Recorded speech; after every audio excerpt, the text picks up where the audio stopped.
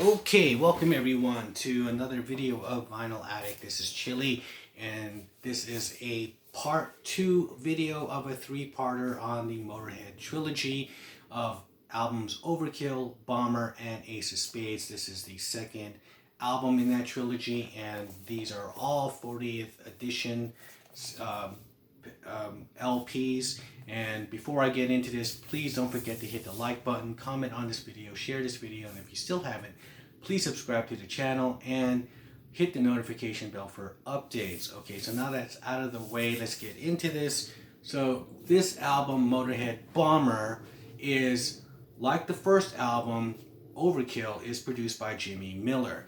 Now, Jimmy Miller was the producer of all the great Rolling Stone albums from 68 to 73. I'm talking Let It Bleed, Exile on Main Street, all these great albums, Sticky Fingers, and up to Goathead Soup, he was let go because by hanging out with these guys, he eventually picked up a heroin addiction, and so he was let go, and he took some time off, of course, and then he came back and produced the Overkill album. Now, that was his comeback album, and it was a great success, and this was the follow-up. However, Jimmy Miller, his monkey on his back, returned, and so it didn't really jeopardize the project of this album, Bomber.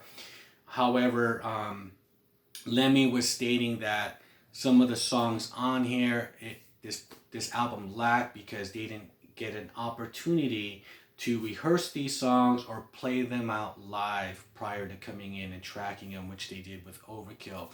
And so that's the only thing he felt was wrong with this album. However, fans still loved it. I still love it. I mean, there's some different things that they're doing on here, such as the song Step Down, which has the guitarist Fast Eddie Clark singing lead vocals on. After complaining to Lemmy that, he's taking up the spotlight, Lemmy said, well, go fucking sing this song, record it, and play it live, which he did, and found out that he hates singing live. So it goes to show, be careful what you ask for, you just might get it, kind of thing. So, but that song is okay. It's like a heavy kind of blues thing. So they're it's not as heavy, and all the songs are not the same pace as the first album I did this on, Overkill. So you have songs like that. Stone Dead Forever, which becomes, just a staple in their set list, as also Bomber. Okay, so there's some great songs on here.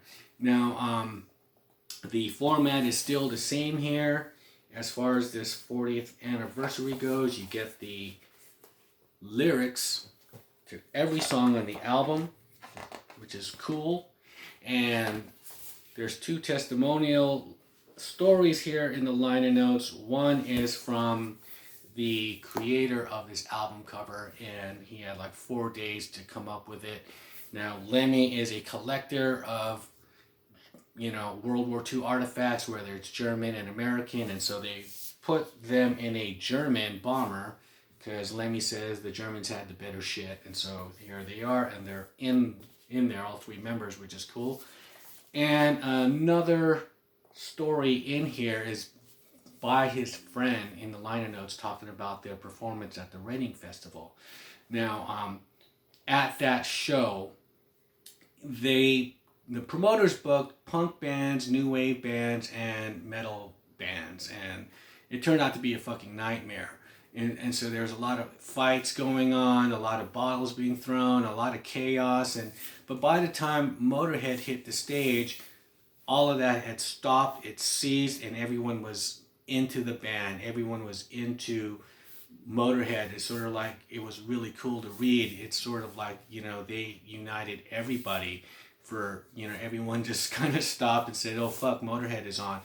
And that kind of shows you that, they do have punk rock fans, because they have this no bullshit approach to what they do and what they sing about, and they have the metal fans because the musicianship is top notch. You have people like in that band, like the drummer Taylor and the Phil Taylor, and then you got Fast Eddie Clarke, right? And then of course one of the greatest frontmen of a trio with that distorted bass and that unique vocal style, Lemmy. So yeah, they kind of just fit in their own little box, you know. It's Motorhead, and so it was really cool to read that story on here.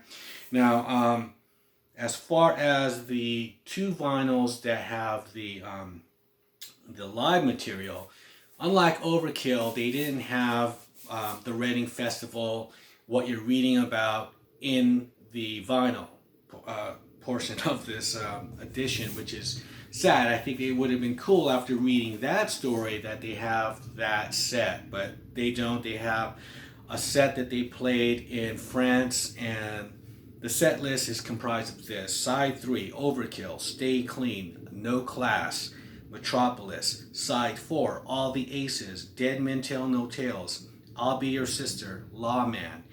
Too Late, Too Late. Side 5, Poison, I Won't Pay Your Price, Sharpshooter, Capricorn, Train Kept a Rollin', and Side 6, Bomber, Limb from Limb, White Line Fever, and of course, Motorhead. Now, the sound quality is way better than on the first Overkill edition. The mix is really done well, whereas the first one on Overkill on Side 3, it was kind of rough around the edges, and then it kind of got better on sides 4, 5, and 6. But this one, from beginning to end, sounds fucking pristine.